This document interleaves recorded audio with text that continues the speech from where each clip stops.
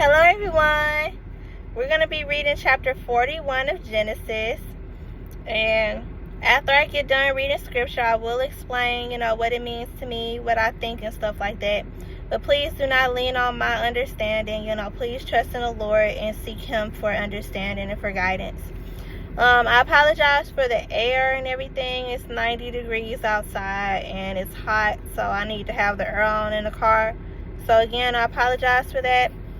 Any words or anything that I mess up, I apologize for that as well. Any words, names, places, stuff like that. And I am not an expert in scripture at all. I'm just, explaining what I think and stuff like that. So again, seek the Lord for understanding and stuff like that, and not me. And with that being said, let's get started. So, 2 full years later, Pharaoh dreamed that he was standing on the bank of the Nile River. In his dream, he saw 7 fat, healthy cows coming up out of the river and began grazing in the marsh grass. Then he saw 7 more cows come up behind them from the Nile, but these were scrawny and thin. These cows stood behind the fat cows on the riverbank. Then the scrawny, thin cows ate the 7 healthy, fat cows. At this point in the dream, Pharaoh woke up.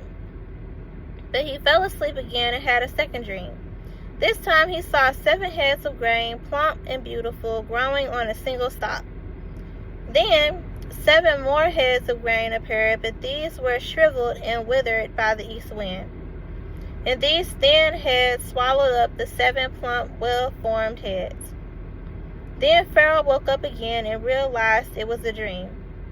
The next morning, Pharaoh was very disturbed by the dreams, so he called for all the magicians and wise men of Egypt. When Pharaoh told them his dream, none of them could tell him what they meant. Finally, the chief cupbearer spoke up. "I have been reminded of my failure," he told Pharaoh. "Some time ago, you were angry with the chief baker and me, and you imprisoned us in the palace of the captain of the guard.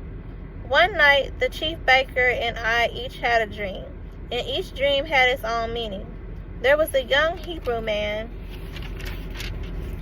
with us in the prison who was a slave of the captain of the guard.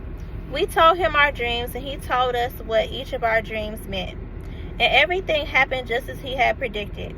I was restored to my position as cupbearer, and the chief baker was executed and impaled on a pole." Pharaoh sent for Joseph at once, and he was quickly brought from the prison. After he shaved and changed his clothes, he went in and stood before Pharaoh. Then Pharaoh said to Joseph, "I had a dream last night, and no one here can tell me what it means.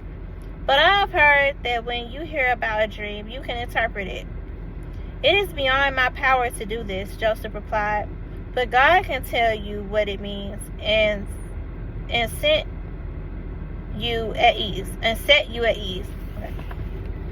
So Pharaoh told Joseph his dream. "In my dream," he said, "I was standing on the bank of the Nile River and saw 7 fat, healthy cows come up out of the river and began grazing in the marsh grass. But then I saw 7 sick-looking cows, scrawny and thin, come up after them. I've never seen such sorry-looking animals in all the land of Egypt. These thin, scrawny cows ate the 7 fat cows, but afterwards you would not have known it, for they were still as thin and scrawny as before. Then I woke up. In my dream, I also saw 7 heads of grain, full and beautiful, growing on a single stalk. Then 7 more heads of grain appeared, but these were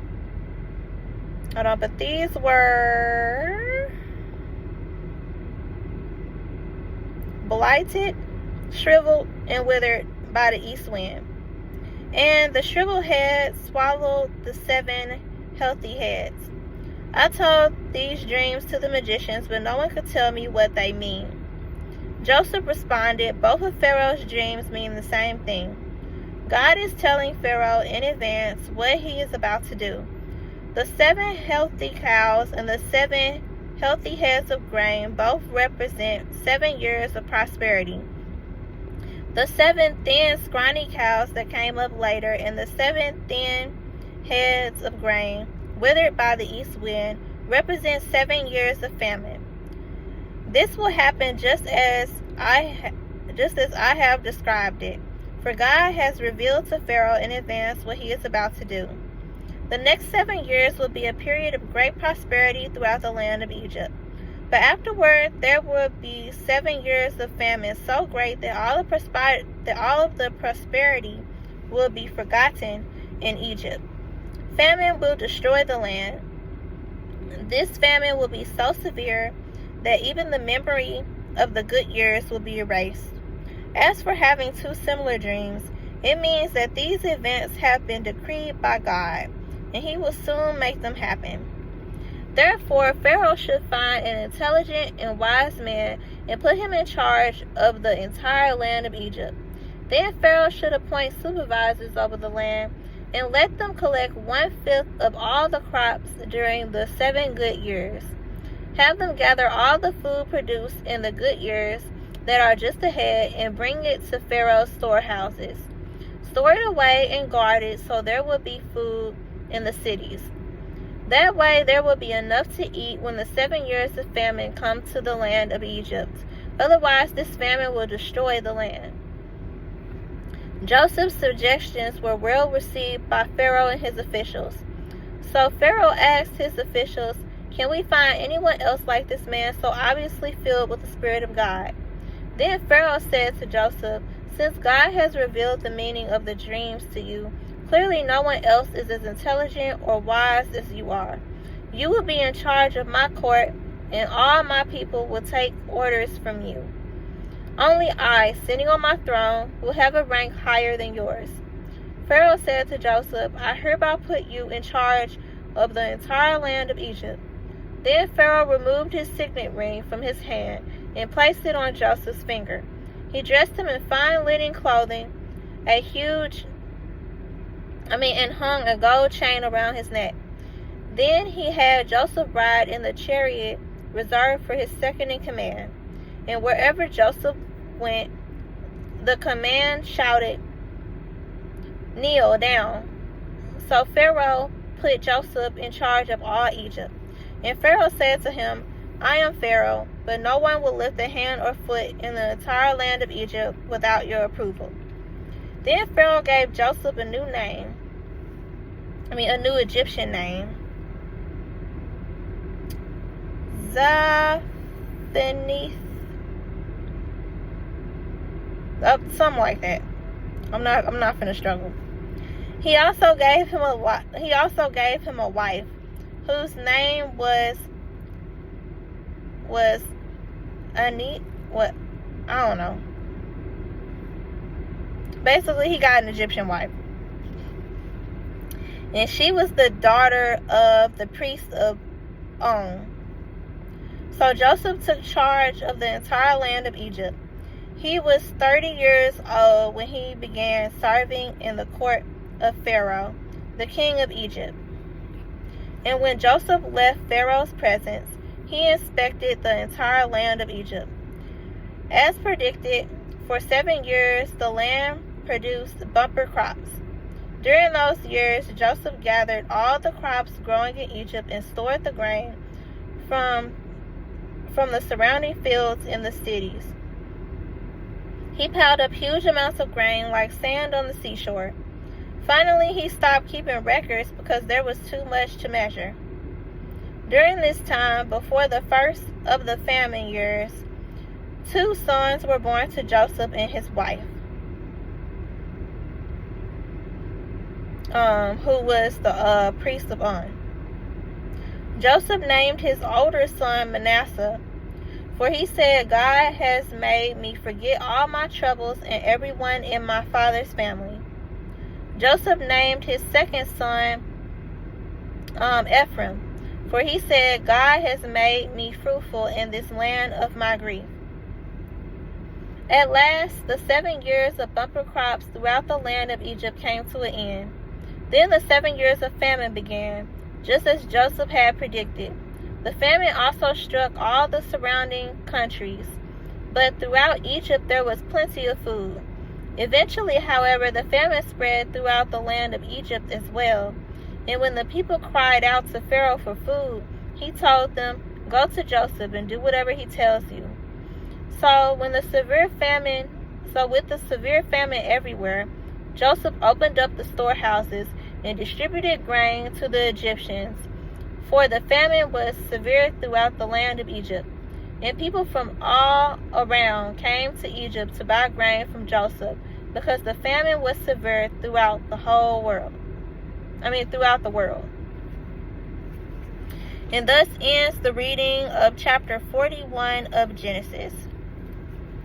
And that was the New Living Translation for those who wanted to follow along. Sorry I didn't say that at the beginning. A lot happened. I love Pharaoh's dreams, first of all. I love how the Lord gave him 2 dreams, back to back. Even though they looked different, they meant the same thing. And I love that.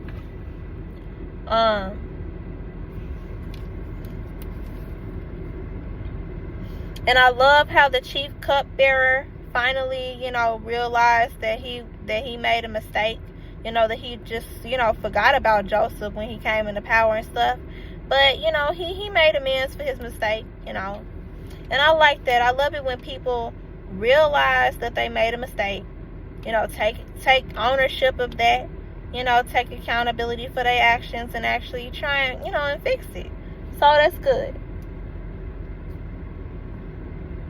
So, I love how Joseph was brought from the prison, cleaned up, and brought before Pharaoh. And Joseph, got the chance to interpret some more dreams. I'm loving it. And then he also gave Pharaoh literally the solution to the problem. Like, Joseph saw how, there was going to be 7 years of prosperity at first and then 7 years of famine. And then Joseph gave him a solution to the problem. Told him what to do in order to survive, during this time. What to do during the 7 good years and what to do during the 7 years of famine. And, of course, I feel like those instructions came from God. I mean, of course they did. Joseph got the interpretations from God, so I feel like he got the instructions from God as well. So, because, that was a part of Joseph's destiny, to make sure that, Egypt survived and stuff. It sucks that Pharaoh just appointed Joseph to basically freaking rule over Egypt while Pharaoh just sat back and not did nothing. It's messed up that happened yet again. People putting their responsibilities, on you and stuff. But, this is what Joseph was basically being prepared for. Like with Potiphar, in his household. And then the warden, of the prison and stuff. Joseph went through all of that in order to prepare for this moment to basically take care of Egypt, to rule over Egypt. Like, still, that's somebody else's responsibility. Like, that's literally Pharaoh's job. But, I'm not, I don't know. But, hey, Joseph did a good thing. At least, what I like about Pharaoh, though? This Pharaoh in particular. What I like about him? I like the fact that he recognized God. I love the fact that he recognized God and he recognized that Joseph was a man of God. And he felt like, who better to have as my second in command than him? Like, that's great. It's messed up that Joseph got, no say in the matter. People was just running his life, just telling him what to do. The slave stuff. I don't like that. I just don't like that, But Joseph Joseph was no longer a slave, though. Like, he was now second in command of Pharaoh, and, well, I guess you could say he was Pharaoh's slave, but I don't know. Like, he was put second in command, given a whole wife and all that stuff. You know, he was just as powerful as Pharaoh, you know. But you want to know what I love the most, though? I love the names that Joseph gave his sons. Because Manasseh, he gave his son the name Manasseh because he said that God has made me forget all my troubles and everyone in my father's family. Like, Joseph went through some stuff. He had some troubles, and he had some trauma and stuff that he was dealing with and everything when it come down to his family and stuff. But the Lord made him forget about all that, you know. And then I love the name of his second son, Ephraim, because he said that God has made me fruitful in this land of my grief. Like, it's so great how Joseph went through all of that stuff, stayed faithful to the Lord, served all them people, you know, as a slave, you know, took on their responsibility. He ain't had no choice, but he took on their responsibilities, did an excellent job because of the Lord's favor. You know, he suffered and he endured, and he came out on top in the end. And I'm so happy for my boy Joseph. You know, he still got more stuff to go through, but you know, like, I'm happy for him because, shoot, all of his hard work and stuff paid off in the end, you know. But you know what? I do think about Joseph's wife, this Egyptian, you know, woman that was married to Joseph. Sometimes I wonder, like, what does she think? Like, did she want to be married to this Hebrew, you know, man? You know, like, was it considered a great honor for her to do so? Or, like, I don't know. Like, I want to know what she felt like. You know what I'm saying? Because, like, here this woman is, you know, the daughter of the priest of On and stuff. And she just all of a sudden gets told to, you know, you gonna marry Joseph, this Hebrew man who's the second in command of Pharaoh or whatever. Like, was that an honor? Or, I mean, was she disgusted by having to marry a Hebrew? Like, I don't know. Like, what? Like, I want to know how she felt, you know. But yeah, love the story. Love this for Joseph. I mean, I still don't like the idea of you having to take care of other people's responsibilities. Literally, this is Pharaoh's job that he's doing. But, you know, to each his own. You know, like that's just like me as a godly woman and everything. If I was like the vice president of the United States, but literally I might as well be president because I'm doing all the work and the president just over here not doing nothing. Like, it would suck that I have to take on his the president's responsibilities when I'm just the vice president. But at the same time, I mean, the Lord did want a godly person to run the country. So who am I? You know, who am I to say no to that? You know? But yeah, like, but yep, that's it. That's all I have to say. Oh, hold on. Let me make sure. I don't want to miss nothing.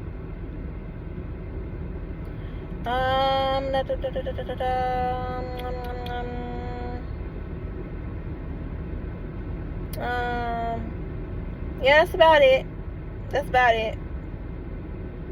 Yeah, that's it. Yeah. All right. Thank you guys for listening. Next time we're going to be reading chapter 42, and you know, it continues to get good. Joseph goes through some things, you know, in the next, I don't know how many chapters, but he goes through some stuff.